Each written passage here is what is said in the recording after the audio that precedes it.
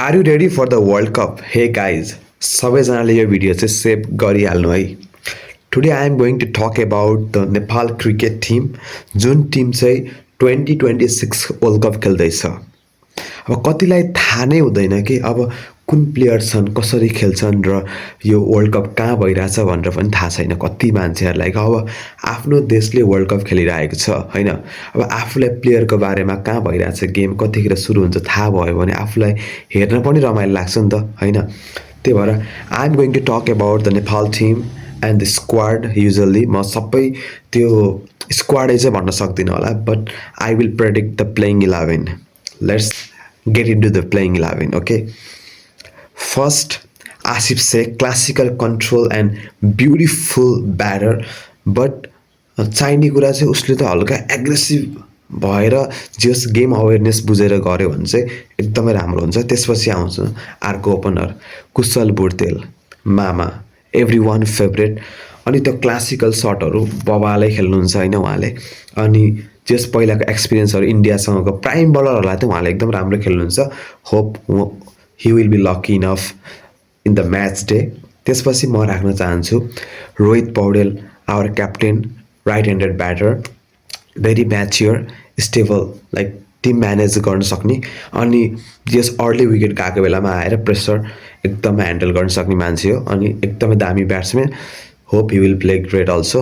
त्यसपछि आउँछ हाम्रो 4 नम्बरमा अहिलेको हट फर्ममा भएको प्लेयर आरिफ शेख, एकदम म्याच्योर, जस इनिङलाई कसरी खेल्न सक्ने भन्ने कुरा ढाल्न सक्ने मान्छे, ह्यान्डल गर्न सक्ने मान्छे। त्यही भएर Aarif Sheikh is the most important player in the squad right now. अनि hope he will be on squad as well. त्यसपछि आउँछ हाम्रो टाइगर दिपेन्द्र सिंह ऐरी। अब उसको फिल्डिङ अनि गएर batting bowling everything, like Airi भनेको लाइक ऐरीको प्रेजेन्स भनेको एकदमै इम्पोर्टेन्ट कुरा हो है। अनि त्यसपछि आउँछ मेरो my personal favourite Gulsan Jha, left handed batter, which will be the like additional factor as well. अनि उसको गेम प्ले, उसको हिटिङ पावर इनफ छ गुलसन झाको चाहिँ। गुलसन झाको छक्का हेर्नै रमाइलो लाग्छ कि होइन। जे होस्, होप बलिङमा अलिकति राम्रो गरिदियो भने बवाल कम्बिनेसन हुन्छ। त्यसपछि I want to add Sher Malla, emerging player, like last season पनि एनपिएलमा एकदमै राम्रो खेलेको, जनकपुर बोर्डलाई एनपिएल जिताइदिएको हो। अहिले लुम्बिनी लायन्समा आयो, कसले पत्ताकै थिएन कि लुम्बिनी लायन्सले जित्छ भनेर एनपिएल, तर शेर मल्लले पोसिबल गराएको हो, म त्यो कुरा मान्छु। त्यही भएर he will do some magic in Nepal squad as well. उसको र आरिफ शेखको त्यो इन्ट्रीले चाहिँ नेपाल टिम एकदमै स्ट्रङ भइरहेछ यो हरेक फ्याक्टरबाट। त्यसपछि I want to add Sandeep Lamichhane, one of the premium bowler from Nepal, old knows है। अब किङ भनेको किङ हो सन्दीप चाहिँ। सन्दीपले मुम्बईमा गएर राम्रो खेल्यो भने बबाले हुनेवाला छ है।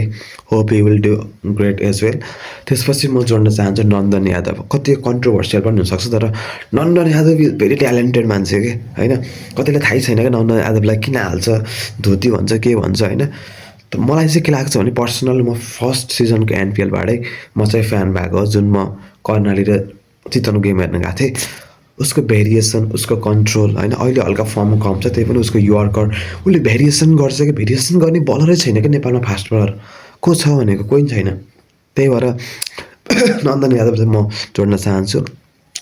After that I will add Karan KC, हल भ्यालेन्टाइन बोय होइन। करण केसी त टिममा हुनैपर्छ। उसको लाइक क्विक फायर क्यामियो होइन, like just like Nandan Yadav. अनि उसको बलिङ पनि फर्स्ट 1-2 ओभर चाहिँ डेन्जरै हुन्छ करण केसीको, विच इज अनम्याचेबल है, प्रिमियम बलरको जस्तो हुन्छ। त्यही भएर Karan KC must be on that squad.